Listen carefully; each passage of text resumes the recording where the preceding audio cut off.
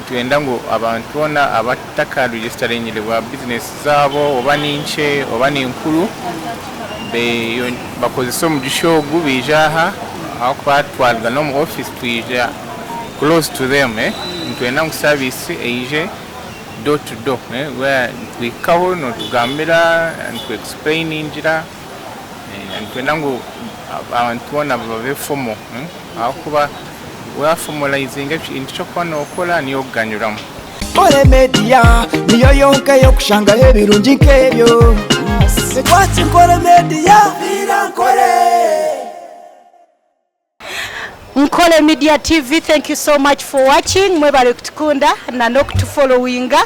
ijuka kutusubscribinga za button yitu hariya otuoreke rukundo nkabutosha amazina ndi Joanna irizoba natayayiraho aba URSB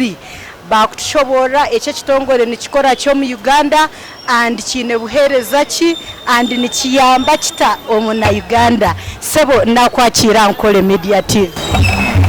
Kobale mnonga okutwakira amazina ganje nibanyeta Nicholas tumwebaze nyendo kwebembera URSB in Mbara regional office URSB n'ekitongole kya government ekyatiro mu 1998 under Ministry of Justice and abakukirana amangu mandate ya URSB no ku registeringa business konka ebindi bitukora to registering copyright byabyoshongozi twine twakweta simple in system where aba manerenda na nabakwe in the center basa registering security zabo it's a system then twin twakweta also official receiver companies ezikwane is winding up nari ziremere nazo tuziyamba ekitongole konka ekiriki shaheji tujyo mu running a business clinic and a business clinic into insisting ngo ntwenda ngo abantu bona abataka registeringirwa business zabo oba ninche oba ninkuru bakozesa omugishogu bijaha aho kwatwalwa no mu office twija close to them ntwenda ngo service eije door to door where we kaho no tugambira and to explain injira ntwenda ngo abantu bona babe formal aho kuba we are formalizing into chokwana okola niyo ganyuramu Okay omukuru abantu abinja baryoku nibakira kugira nti ba formalizinga business zabo nimbatero mushoro so people nibakunda kukora enyuma bakorera enyuma ya curtain mbwabo mushoro nije nkehandi kisaha URSB URA nenkuratira itwenka URSB ntukoma registering ko registering anitwe itendukwa ekibakweta certificate of registration and then a business name then for company no funa certificate of incorporation ati buri muntu no kwa nakora business ninjira nabo abatakwenda registering shahid ne shahid bibeni bashashura kiyo mushoro konka hatko kufuna registration kuyamba aho no accessing a tin number which is easy for you kana bweni injira ngo nyoti tinagambire URA bakwa URA nayo ke kwanegere ko mushoro arushire shoulder turu muntu wena unashashura mushoro arushire shoulder arabashime kwani bashashura arona batakushashura kandi nawe wa registering a company yawo no wakota kola every financial year poto yaba ya URA oshime kubano kora cyo kweta declaration wowe takozile you declare zero returns so na URA nayo inemitendere yo kukuramo imishoro yawo konkitwe tukugira ngo wa registeringa ngo ntuza kwiyo mushoro no gwa URA ito tukudireka mushoro itwe ekintu kikwenda ngo ko kumana registeringa twa abantu abarisanyire companies zabo ito tukwiyo twakweta annual return kandi annual return yitel constant figure nemwe whether okozere billion oba okozere emitwalo 10 no shashule emitwalo 5 ne chweka buru mwaka and the reason you filing a return no shana kutwanka update kade ine bihingiro mu company yawe ofunire ba new shareholders nalo change ba directors ejo form one of filing no shashule emitwalo 5 ne chweka so even recent we to publishing the list of companies are cited is to add registered and the reason for the registration bakadira neza handichi chikahandikwa ku nkazi zitakushashura returns ezo kumara emyaka ezukushira zimaze n'emyaka 2 and above. But we encourage one more registering a post registration. You file any amendment you file a return to tell us what director either about changing the shareholding, narrow changing the address yao. Okay, ekindi okuhandikisa business yanje because munonga muriyaha mukweto muna Uganda ahandikise ninga shafune company name ninga shi product name ni netenga sente zingai. Ati kuhandikisa business ina kwanza ngambire what is required akwa sente zonka eshaheji services you are receiving zona to stile amukutu what eva wakwesile online so twine poto eva kweta OBRS ni budget in full new online business registration system so one on registering a business no wanze yugura account OBRS yugura account ejo no itaga national ID no itaga na email address na phone contact phone mwesh kweta dainaga the reason why in kwende in ne amba to identify the person over Ugandan and to the kamazina gawe na details zone zin phone number transaction yo kola to sending iba kweta OTP a message to notify you so message yo no wasajifuna email ana sumu yao nadi nka reminder twantu endango shashule nka return na notification kugira ngo chwa submitting a chao then email is for communication akuba kwira registering forms zawe zona into sending a email yao so ebyo kwano yetaga to register first no kwigura personal account eri tweta on OBRS ochumara oboino kuba oina mazina. The first step for registration is reservation now reservation kujukora no etaga izina ushime kureta amazina nfa options amazina shatu kana mazina go shime kuba ati no wal code isa system yetu na shime kwa takariro muntu wene kukora reservation ni mitwaro eshatu nechweka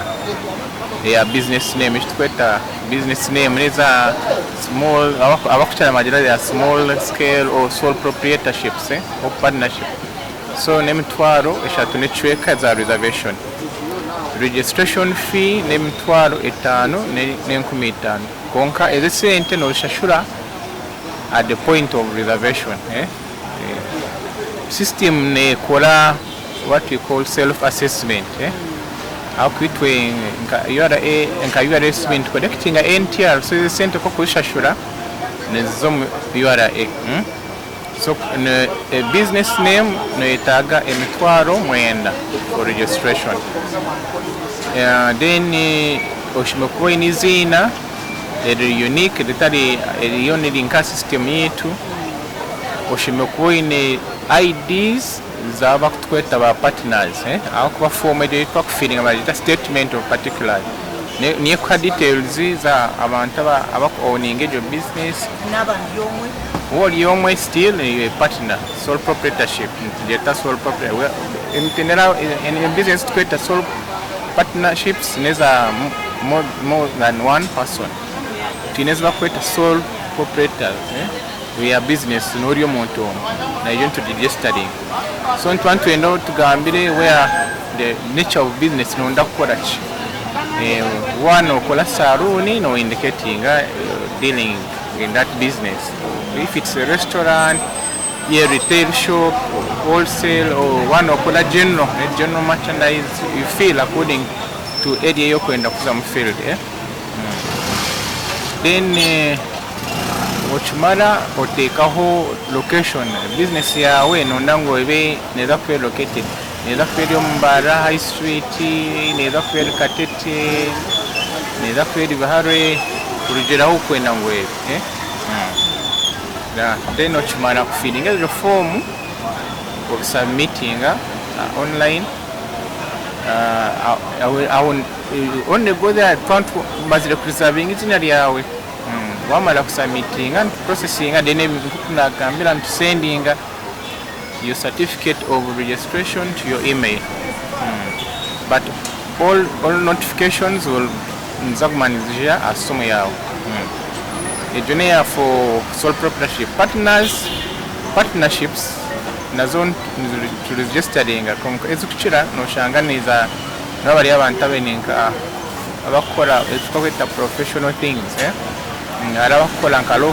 firms abamateka and registering abakuchira partnerships amararo nagachira ku registering nka companies akubana nenda mazintandike na business name then I go companies. At companies, so the process yazo nayo zine different groups. Twinezwa kweta single member when wodi omuntu omwe okwenda registering a business yawe intwantu jeta single member company. Oine shares 10 zona ndvazile zawo. Twinezwa kweta private companies but which are limited by share. Ezo nazo nzibazira company ezokushanga muri between abantu 1 to 50 kurugira nko kumkwenda ku disputing shares sana. Twine is companies ezakweta limited by guarantee ezitakukola profit. Category ekuchire ejo neza NGO and then abantu abakwanitsa za church zabo omalimo abantu bingi bineza church kongati zo registered ba pastor twenda nabo bije ba registering ministries zao as companies limited by guarantee. Companies ezo tizine shares nabo process different na but when watandikana reserving the name no reserving in order tamazina kasha tu tugacheckinga omukana bodi following area process you first create an account what in account estudia herizo abantu ndati taba batina account nali abakwena badajira takumakosa computer so twine ba officer bitwa abona elizaba balinzire ngo bije abantu bije tubayambe abandi bali no field nibaza kwijo mu maduka gabo nibaza kubareba makola door to door no bakyamba no registeringa dene bintu yone babo. Okay, ekindi omuna Uganda ninganyirwa munta omukuregisteringa ebibyo nabiwatishomesa ati omukuregisteringa alimu benefits nyingi no ganyira mu bintu bindi ko kuregisteringa oba able tradinga omwizine erwa registeringa dan kuzaho kashanga ngono trading ankara Nicholas ngoko ni zina lyanje oko kufuna zina ofuna access to the market even to advertising hatna nenda kuyo wawe Ankole Media kimza kuyankagira nti business yanje Nicholas oko ni number 1 inza kugambira zina lya business owase kumanya products zinkora nebinkora when you register of access to credit financial institutions walga hatoka zomo banka yona nali financial institution okwenda esente zo kola ebintu yokwenda kola ku improve maza kubuza or registered na URSB maza kushaba certificate na bakushaba certificate of registration ya company so what akafunire no shanga ngo ibintu mwe byakugomera ko kuregisteringa ofuna abamwe n'abantu benda ngo bakore za contract ati nuna kubanyine nkishomero no kwenda ngo supplying n'emere nari nibenda omuntu ora kore ugo cleaninga street zitwe zo mu town twakuza go muntu ta registered balondo muntu aine company ine bigendera yona ari compliant bantu so you wasa kuba able to bid for works as a government we are with government even for private entities kama shamero so ko registering of you for access to do emirumo ejonke najira when ko registering business eba a legal entity on its own so no wasa kusuinga business ejo instead of kusuinga omuntu tuchikuanchi yambi omuntu registering the business then nani ngirant ko registering of access to advertise Whenever you registering, I can't advertise with any radio station or TV station. You can advertise on kano kosa zina di. Because to advertise your product, no quality. Then you know full access to the market. How cover products is kuchirati. I will give you an example. What in a trademark that registered? No, that quarter into your autonomous supermarket. Ban wija kuronda abantu abayine bintu bitali trademarks registered wabiye ha market so ntwanchi yambiyo omuntu akubanga na kugirango we don't only register businesses into registering even trademarks and intellectual property the trademark in kukurebezo ukula Fanta Coca-Cola they are registered names Harwo funding yona yemu ko mu na Uganda ryokwe shaheji tufine funding ko mu Uganda concurrent zetu ni manyangu ziri hansi and encouraging abantu bakose chance nakuba buri zo beru kugenda ibintu n'ubwane bi changing rates zibaziri akalizika nka business name to get 24,000 atesha ijine mitwaro mwende ebintu na economy negumane changing itaga send so no kusoga umwanya no kusa chance ibintu bikiri hansi registering akwa ni wentwanchiyamba iyo nkomo mwarahura n'aba URSB nibakuhanangiriza iwari kutureba ogendo handikise business yawe ofune product name obase kushubura kagambo kamwe ningashi bubiri ko kubasagambire mu na Uganda ariyo ko ari kutureba uri kwe ndukhendera nenda kuhananisa abantu bariyo baturebe shaheji abine business so na obane ka business kache obane company obane shomero obane church bakose omudishogo ogutwine akubanza kuba turi omufield kuruga tutanchire every 16 antire biro 27 kwiya door to door badeserving amazina gabo na registering business zabo bafune gonyeramo omirimo yabe bakora abine queries na issues nalaba registering companies zabo nabo bakodisa kajitaka bashashuriza returns zabo bakore data update ine companies zitwihireho biyo tuzigareho babasa guma omirimo yabo bakujikora baforingira amateka webare mnonga webare no kutayira Ankole Media. It has been a pleasure wasigara oryo nasigana ndi Nicholas tumwebaze NKORE URSB omu Mbara regional office na the South Western region Mbara offices ziri side ki ari kubete abakutwetaga office zetu ziri Ministry of Justice of building mukamukuzi office ziri opposite na bakweta wo mugabe walga mobs mukamukuzi abakushira baheta wa administrator general's office not kushitama Thank you so much. Okay, webale mnonga kureba Ankole Media TV twaba turi naba URSB nasigara ndi Joanna. Until next time, Ruhanga bampero mukisha, bye bye. Ankole Media niyo yonke yokushanga ebirungi nkebyo. Ankole Media.